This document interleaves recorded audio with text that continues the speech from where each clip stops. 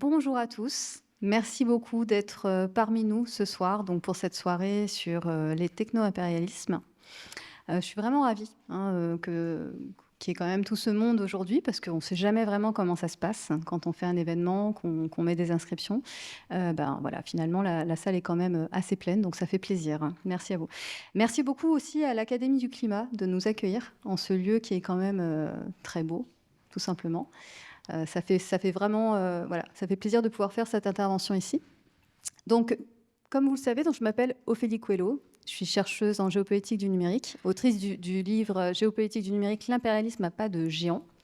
Et donc, nous allons parler aujourd'hui de techno-impérialisme et de la place du numérique comme levier de puissance avec cette question, oui, effectivement, est-ce que ça représente un levier de puissance et dans ce cas-là, comment en fait, en deux parties. Une première partie où, de mon côté, je vais vous montrer un petit peu, je vais vous présenter en quelque sorte mon travail de recherche autour de la géopolitique du numérique et autour du livre en question, Géopolitique du numérique, l'impérialisme à pas de géant, qui est donc sorti en novembre dernier pour la deuxième édition. La première, c'était déjà en 2023. Et en deuxième partie, il y aura donc une table ronde avec deux autrices, chercheuses et journalistes que j'apprécie beaucoup, dont j'apprécie beaucoup le travail et qui produisent en fait une pensée qui est du coup qui complète en fait dans l'ensemble cette appréhension du numérique comme levier de puissance aussi. Je vais laisser avant tout la parole donc à Camille Deltombe, qui est des éditions de l'Atelier. Voilà, je te laisse la parole. Merci Ophélie. Bonsoir à toutes et tous. Un grand merci de votre présence et un grand merci à l'Académie du Climat de nous accueillir ici pour cette soirée. À l'origine de cette soirée, il y a effectivement un livre, Géopolitique du numérique, l'impérialisme à pas de géant, qui est paru donc aux éditions de l'Atelier, dont une première édition a vu le jour en 2023 et qui a été réédité, largement revu et augmenté en 2025, en novembre 2025. Il y a aussi le livre de Mathilde Saliou, L'envers de la tech, ce que la tech fait au monde, paru au Pérégrine en 2025, qui est là. Et le livre d'Anna Lombert, De la bêtise artificielle, paru aux éditions Alia en 2025. L'Atelier, les Pérégrines, Alia, 3 maisons d'édition indépendantes, ce qui me semble important à souligner dans ce contexte de concentration d'édition de plus en plus forte et visible, avec des jeux d'influence qui risquent de menacer petit à petit les choix et contenus éditoriaux, mais aussi avec une agressivité économique qui vise à étouffer les petites maisons comme les nôtres. Un impérialisme à pas de géant, pour reprendre le sous-titre du livre d'Ophélie. Et donc la confiance des auteurs et autrices qui continuent de nous confier leurs livres a une importance capitale. Et à ce titre, je tiens à remercier Ophélie Coelho pour sa confiance. Vous trouverez à l'issue de cette conférence donc les livres que vous avez déjà aperçus sur cette table au fond, ainsi qu'une sélection d'ouvrages en lien avec le sujet de ce soir. Et avant de passer la parole à Ophélie Coelho, à qui je laisserai le soin de vous présenter ces deux invités, quelques mots pour la présenter. Donc, Ophélie Coelho est chercheuse en géopolitique du numérique, associée à l'Institut des relations internationales et stratégiques et au Centre Internet et Société du CNRS. Et donc autrice de l'ouvrage Géopolitique du numérique, l'impérialisme à pas de géant, paru en novembre 2025. Je laisse maintenant la parole à Ophélie. Merci beaucoup Camille. Alors, déjà dans cette première partie, on va voir un petit peu, quand on parle de techno-impérialisme, de quoi parle-t-on en réalité. Comme introduction, je me suis dit que pour une entrée en matière, on allait éviter de rentrer directement dans la complexité et qu'on allait faire quelque chose qui, disons, parle assez facilement. Empire et technologie. Bon. Dans la littérature de science-fiction, il y a beaucoup la thématique de l'impérialisme et de son usage de la technologie, mais de différentes manières. Et je voudrais juste revenir sur un comparatif des différentes typologies d'empire, on va dire, de l'impérialisme étatique, où c'est l'État qui est au centre de l'utilisation de cette technologie, dans son contrôle du coup des individus et des sociétés, jusqu'à l'impérialisme privé, corporatiste, qu'on peut trouver dans d'autres littératures. Donc Orwell, vraiment, il faut quand même rappeler les choses, et n'est pas vraiment dans un impérialisme privé, mais plutôt dans un impérialisme étatique et bureaucratique, où c'est l'État qui contrôle. Et c'est l'État qui contrôle par la technologie, notamment les modes de pensée, les discours, etc. Dans Dune, on va plutôt avoir des États qui utilisent les grandes corporations, un peu comme des compagnies à charte d'anciens empires coloniaux. Et puis on va avoir d'autres récits, jusqu'à Snow Crash, où on a vraiment un impérialisme privé, disons, décentralisé, voilà, qui crée aussi un nouveau langage, qui impose une nouvelle langue, une utilisation de la langue aussi, hein, un petit peu comme une novlangue. Il y a une forme de novlangue dans Snow Crash, et qui est là de l'impérialisme privé pur et simple. Pourquoi je démarre par là? Parce que ça ne vient pas de rien, ces imaginaires-là. Ils s'inspirent énormément de l'histoire, tout simplement. Alors, dans mon livre, il y a vraiment une inscription historique. Et d'ailleurs, toute la première partie est un récit historique qui permet de prendre conscience que l'impérialisme, voilà, ce sont des empires d'hier, d'aujourd'hui, probablement de demain, et que ces relations entre grandes sociétés mondiales, privées et États, n'est pas nouvelle du tout. Voire même, il y a des époques, quand on regarde les empires coloniaux, alors on peut parler du Néerlande, de la Hollande, hein, justement de l'empire néerlandais au XVIIe siècle et XVIIIe siècle, qui avait ses propres compagnies à charte et qui étaient en fait des compagnies qui avaient la possibilité d'avoir leur propre armée. Donc c'était les bras armés privés, en fait, des milices privées, et qui avaient du coup aussi un pouvoir administratif dans les colonies où ils étaient implantés. Donc là, on était vraiment dans des entreprises qui avaient aussi des pouvoirs de gouvernance militaire et qui n'étaient pas pour autant des fonctionnaires ou des agents de l'État. Un petit peu plus tard, au XVIIIe et XIXe, l'Empire britannique fait la même chose avec les compagnies à charte, comme par exemple la East India Company, qu'on connaît un petit peu plus quand on fait référence à tout cela, aux compagnies à charte. Et la East India Company va d'ailleurs marquer la fin des compagnies à charte, puisque c'est à l'issue en fait de révoltes en Inde, hein, justement, où en fait l'Empire britannique va remettre en question la place des compagnies à charte en disant elles ont pris trop de pouvoir pour des raisons purement pécuniaires. Ils imposent des violences sur les territoires, ça mène à des révoltes et à des massacres, donc on arrête. Plus tard, néanmoins, il y a encore cette utilisation au XXe siècle. L'Empire japonais, dans la Mandchourie, utilise par exemple la Mantetsu, hein, qui est la compagnie ferroviaire, dans une optique de contrôle administratif de la Mandchourie. Donc là encore, l'emploi d'une compagnie privée pour un empire étatique. Et 1923, l'empire américain utilise la Standard Oil, notamment pour s'implanter, pour faire peser son influence en Mésopotamie, donc en Iran, en Irak, et sur les champs pétroliers.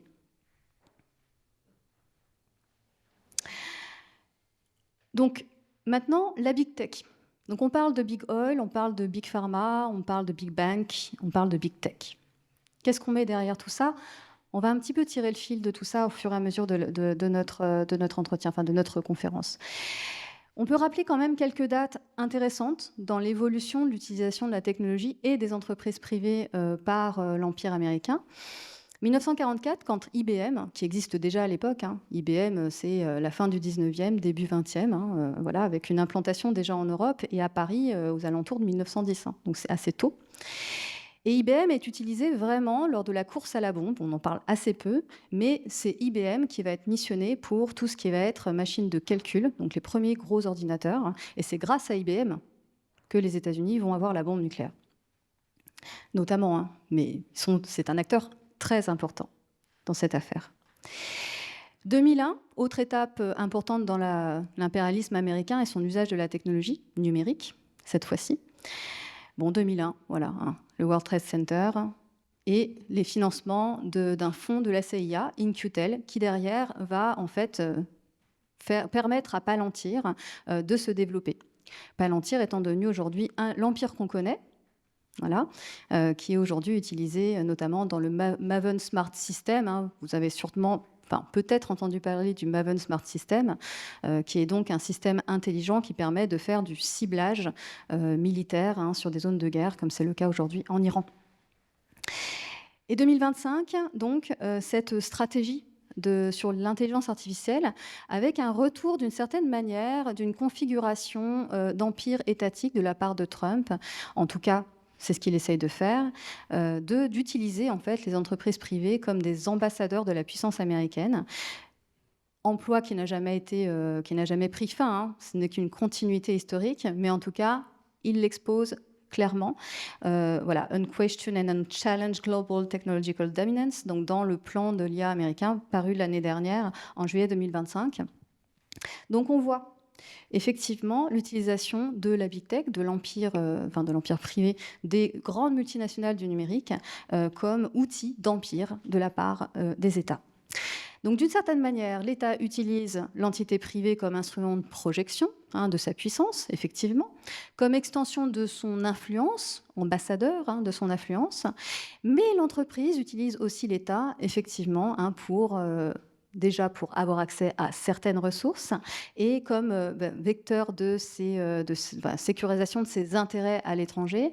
Et je dirais même par ailleurs qu'elle profite des différentes crises. La guerre suscite derrière des financements à IBM. On a le cas de Palantir, mais également Keyhole Incorporation qui va donner Google Maps et Google Earth, Google Maps par la suite. Et effectivement, la guerre, donc on a vu le Covid, on voit la guerre aujourd'hui, toutes ces périodes de crise de la société moderne viennent en fait nourrir les empires privés et les former en réalité aussi. Et donc, de quoi on parle finalement à une époque où on a passé donc une étape de mondialisation vers une interdépendance à la fois des modes de production et des marchés. Ces interdépendances se concentrent très souvent dans ce qu'on va appeler des nœuds de dépendance. Ces nœuds de dépendance, on les trouve dans plein de chaînes de production différentes. Que ce soit le pétrole, que ce soit les matériaux électroniques, que ce soit le numérique en tant que logiciel. Bon, il y a des interdépendances de partout.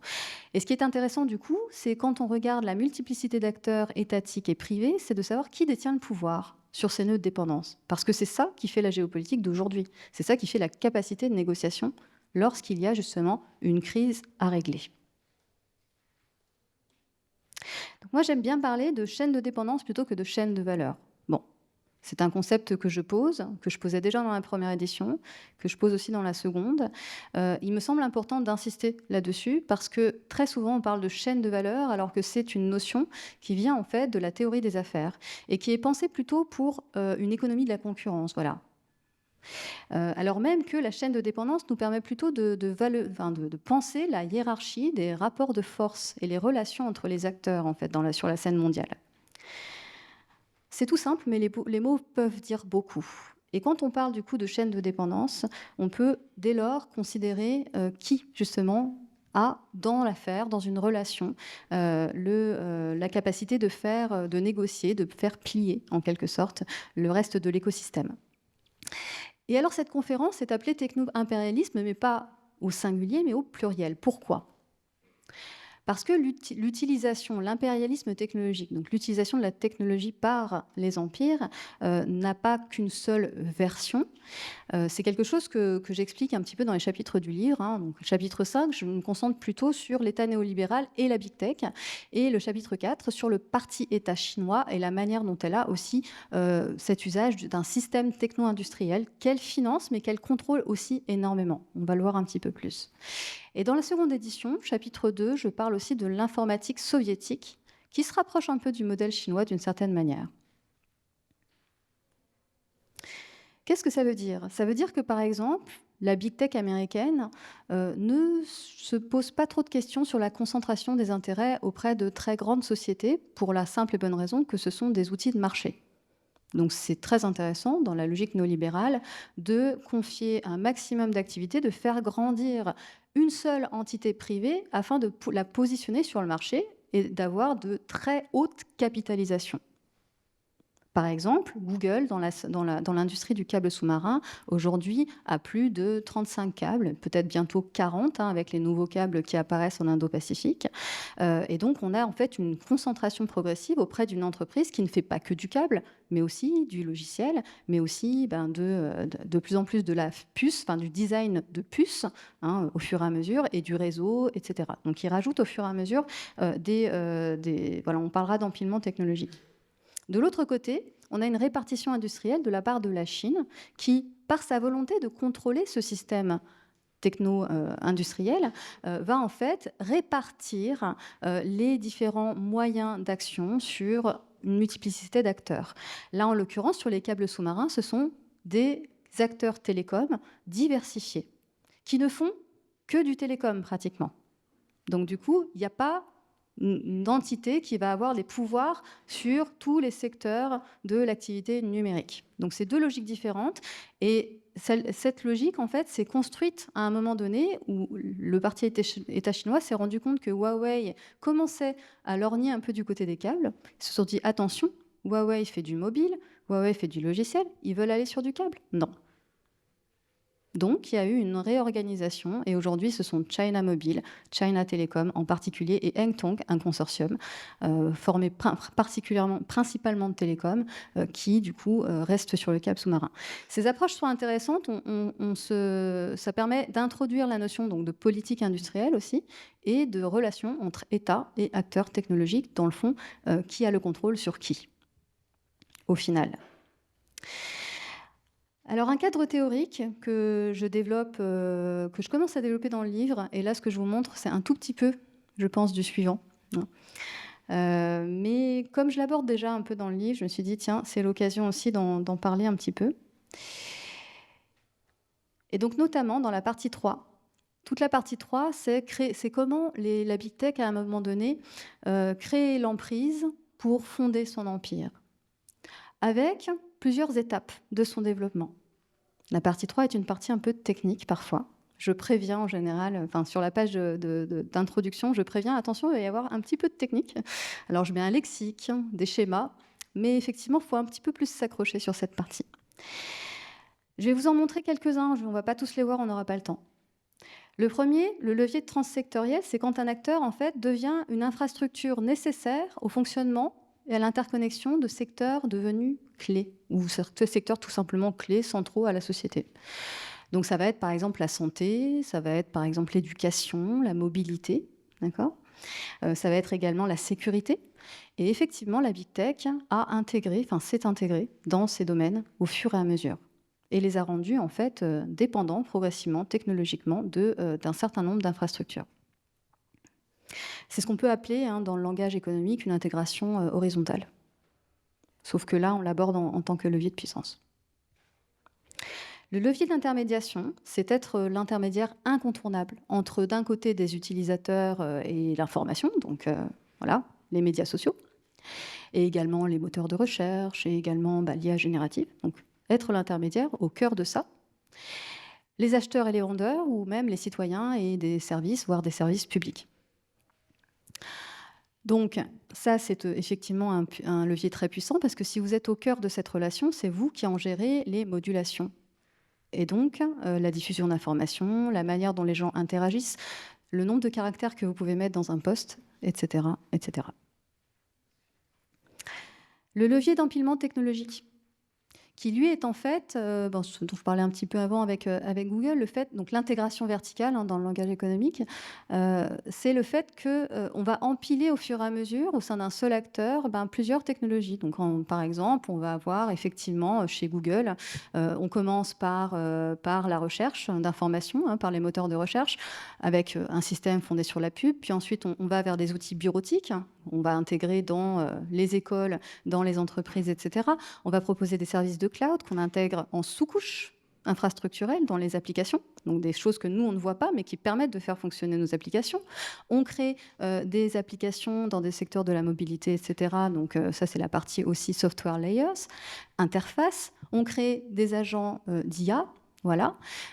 Et par ailleurs, j'ai mis énergie et core resources parce qu'en fait, on se rend compte que, par exemple, Google notamment, mais aussi d'autres, vont de plus en plus du côté de l'énergie. Google Energy est une entreprise qui existe aux États-Unis. Et progressivement, en fait, c'est pas qu'ils vendent de l'énergie, mais ils se mettent comme intermédiaires entre fournisseurs d'énergie et clients. Et c'est assez intéressant parce que du coup, ils acquièrent un savoir-faire qui leur permet progressivement de représenter en fait un acteur assez clé dans ce secteur de l'énergie aux États-Unis. Et moi, mon hypothèse, c'est qu'à l'avenir, c'est un peu ce qu'ils cherchent à faire. C'est à se mettre en tant qu'intermédiaire de fourniture d'énergie afin de revendre. En fait, bon, on en reparlera dans le prochain livre. J'en parle un peu déjà d'ailleurs dans la partie 4, dans le dernier chapitre, où effectivement l'énergie devient une stratégie d'expansion, pour le coup, à la fois en tant qu'empilement technologique, mais aussi en transsectoriel pour ces entreprises. Alors, ce qu'on peut voir, donc là, je parle beaucoup de Google parce que j'ai les schémas qui correspondent, donc c'est plus facile d'en parler en conférence, mais évidemment, je parle aussi d'autres acteurs dans le livre. La figure 10 dans le bouquin, donc là, évidemment, vous n'allez rien voir quasiment, à part ceux qui sont au premier rang. Cette figure 10 que je publierai à un moment donné, je pense, sur mon site, parce que même dans le livre, c'est petit, donc je pense que je le mettrai à un moment donné à disposition. En fait, c'est une manière de montrer l'évolution temporelle d'une entreprise comme Google. On pourrait le faire pour toutes les big tech, en fait, en montrant à la fois leur expansion initiale sur les logiciels, sur d'autres secteurs, donc cette idée d'empilement technologique dont on parlait. Et puis là, on a quand même la version aussi transsectorielle avec des domaines d'activité dans lesquels ils ont commencé à se développer, avec parfois des abandons. Voilà, il y a des moments, ils ont testé des choses, ils ont arrêté. Il y a des moments, c'est juste des spin-offs, voilà, des petites entreprises qui meurent assez rapidement. Et puis parfois, ça évolue vers de vrais produits qu'ils intègrent, en fait. Il y a d'autres leviers de puissance, mais vous les découvrirez plus tard. Et là, disons que l'ensemble de ces leviers de puissance mène du coup à ce qu'on peut appeler des phénomènes cumulatifs. Le fait qu'on ait un empilement technologique, une place d'intermédiaire entre les activités, le levier de passerelle technique dont je n'ai pas parlé, mais le fait de par exemple posséder un câble, etc. Bon. Fait que progressivement, il y a un levier de concentration où les clients, les utilisateurs se retrouvent de plus en plus amenés à utiliser leur technologie par plein de moyens différents. Donc, c'est vraiment une concentration du marché sur leurs interfaces et leurs technologies, qui crée du coup dans le même temps un levier écosystémique. C'est-à-dire qu'à partir du moment où vous utilisez leurs produits, quelque part, ils vont continuer en fait à s'étendre, à vous, en fait, vous formater à leurs pratiques déjà d'une part, et puis ils vont agir sur l'écosystème de manière assez dense, notamment par la formation. Et il y a un concept que j'aime bien, que j'avais déjà posé dans la première édition et que je remets là, le passeur de technologie, c'est-à-dire en fait tous ces facilitateurs locaux d'implantation de la technologie, qui vont être par exemple les cabinets de conseil, voilà, parfois missionnés, enfin parfois payés par l'État. Voilà. C'est pas pour rien qu'on a beaucoup Microsoft dans l'État ou Google au niveau du ministère de l'Éducation. C'est aussi parce que pendant des années, les cabinets de conseil ont conseillé justement des fonctionnaires, des agents de l'État sur l'usage de leurs produits. Voire ils offrent des formations aussi. La Big Tech offre beaucoup de formations actuellement sur l'IA, notamment aux grandes entreprises. Et aussi un autre passeur de technologie vraiment central dans leur expansion qui va être le développeur de solutions privées, donc le développeur Azure, le développeur AWS, le développeur Google Cloud, etc. etc. Pourquoi c'est intéressant? Parce que leur formation n'intègre qu'assez peu de technologies alternatives.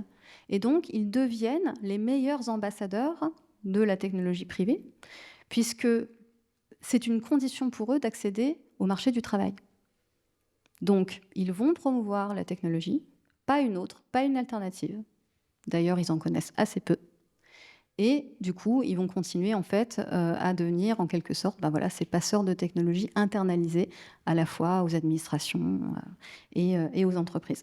C'est assez important parce que pour ceux qui ont déjà fait en fait ce travail-là de chercher des alternatives pour leur entreprise, par exemple, vous aurez remarqué que quand vous allez voir les développeurs, il y a 2 écoles. Et généralement, vous sentez ceux qui effectivement n'ont été formés qu'aux technologies des big tech. des GAFAM, quoi. Et du coup, qui ne se connaissent pas autre chose, qui ne sauront même pas. Ils vont juste vous dire, oui, bah ouais, mais le reste, ça marche pas. Voilà.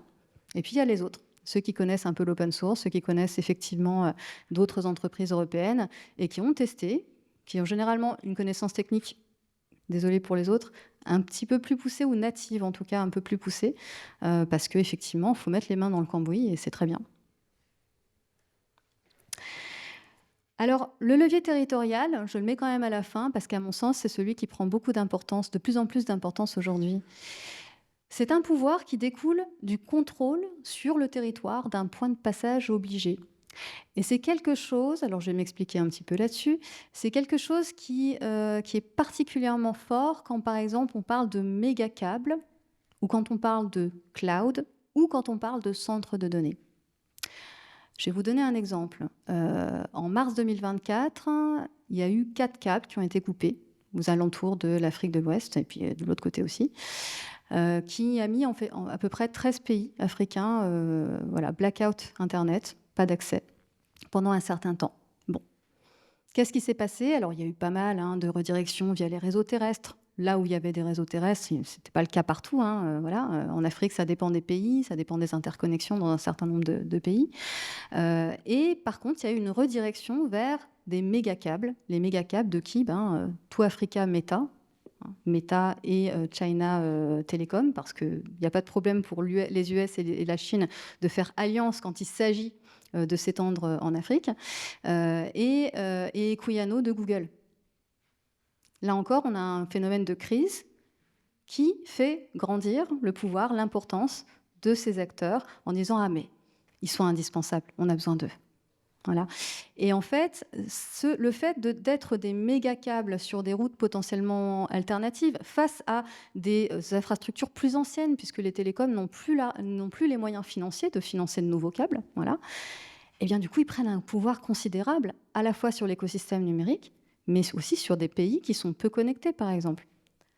Alors clairement, pour les pays africains aujourd'hui, ils roulent tranquilles pour les big tech et on ne peut pas les blâmer parce qu'effectivement, c'est les big tech qui mettent le plus d'argent pour l'infrastructure et pour le logiciel. Et ça pose un rapport de force important, considérable, qui vient s'ajouter à des dépendances structurelles historiques très fortes en fait.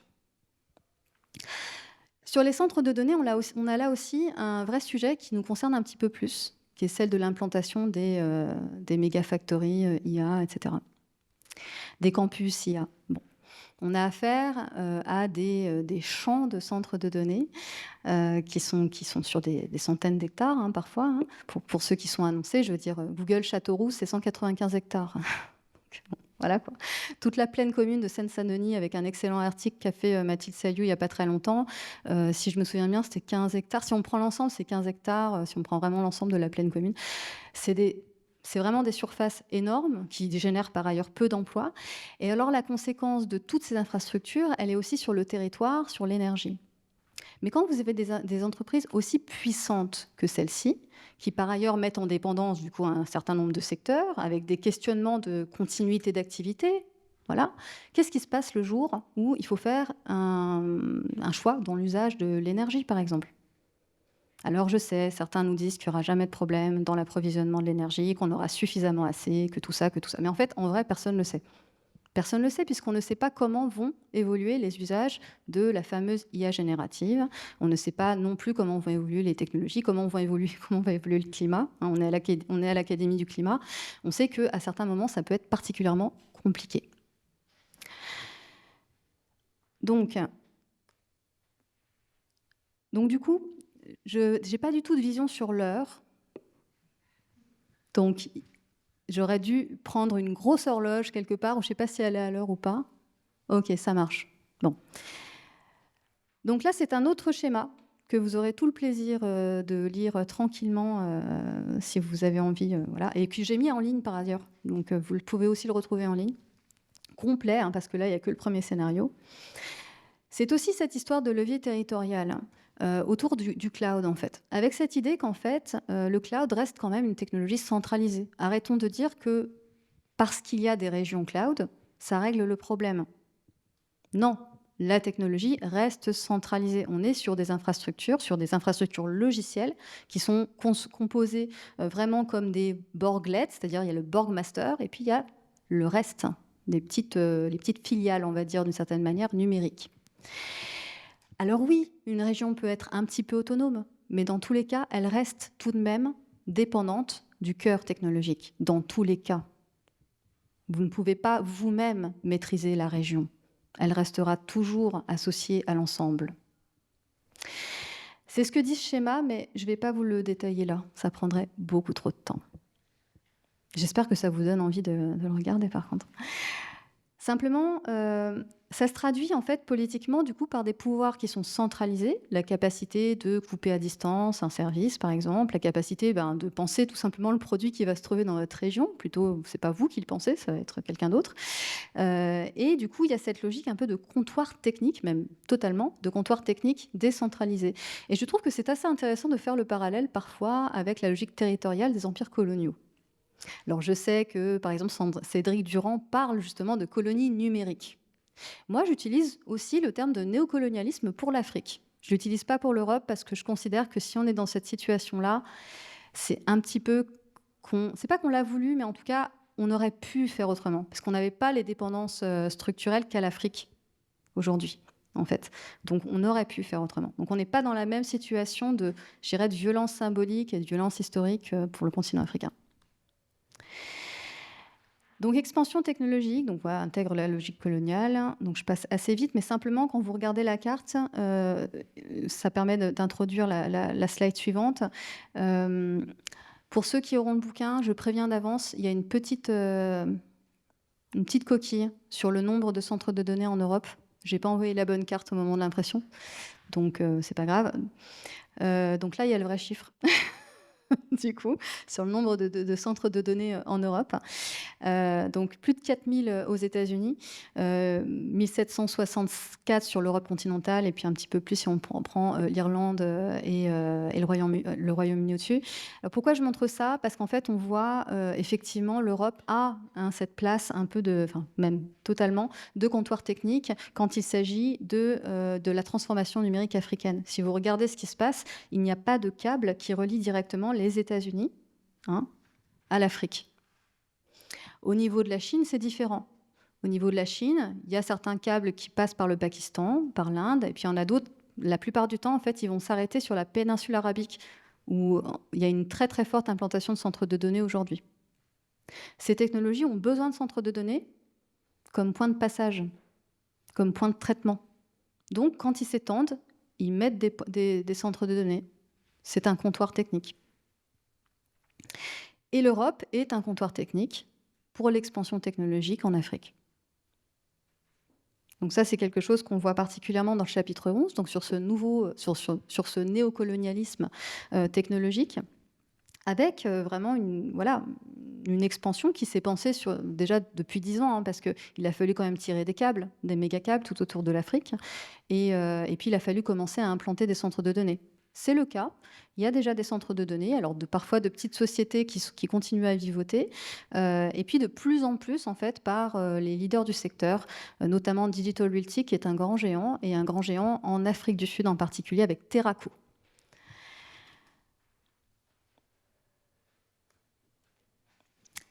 Et donc ça fait le lien avec notre situation actuelle sur les centres de données.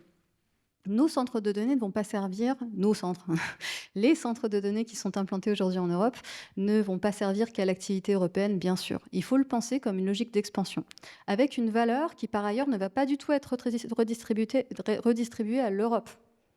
Elle va être redistribuée aux investisseurs, qui sont majoritairement pas européens du tout, émiratis, américains et un petit peu chinois, indiens, etc. Et vous avez, et sinon, évidemment, aux producteurs de technologie, donc aux big tech. La retombée pour le territoire est vraiment très minime. Sur l'emploi, c'est très peu d'emplois par rapport à la zone occupée. C'est au contraire un poids pour les ressources du territoire. Et par contre, la valeur va remonter vers des actionnaires, majoritairement. Donc je ne suis pas sûre que ce soit un super deal. Et par ailleurs, c'est vraiment n'importe quoi de dire que c'est pour la souveraineté numérique, hein, entre nous. Bon, déjà, j'aime pas le terme de souveraineté numérique, mais passons. Euh, c'est au contraire un entérinement de notre dépendance. Je veux dire, parce que qu'est-ce qui va tourner dans ces centres de données? Des technologies européennes? Des technologies open source? Des technologies qui nous appartiennent éventuellement? Non, pas du tout. Éventuellement, ça va être une petite minorité. Il y aura toujours de la place, hein, dans les centres de colocation pour ces acteurs-là. Mais la très grande majorité, ça va être les technologies dominantes. D'ailleurs, vous le voyez probablement dans vos entreprises, elle est déjà partout, en fait. Ils ont pas attendu qu'on implante des centres de données. Et donc, petit extrait des solutions avant de passer à la table ronde. Alors, l'extrait des solutions, vous verrez dans le bouquin, il y a une page avec un QR code. C'est un QR code qui mène à un site où vous pouvez mettre éventuellement une adresse mail si vous voulez être mis au courant de la sortie d'un manuel de résistance. Je devais le sortir normalement en début d'année, puis j'ai attendu parce qu'il y a plein de choses qui se passent. Donc là, je suis en train d'écrire un certain nombre de choses qui parfois sont un peu critiques d'ailleurs sur ce qui se passe actuellement. Mais parmi quelques solutions, voilà, dont on pourra reparler. La première que j'énonce depuis plusieurs années, c'est cette idée d'instrumentaliser les dépendances.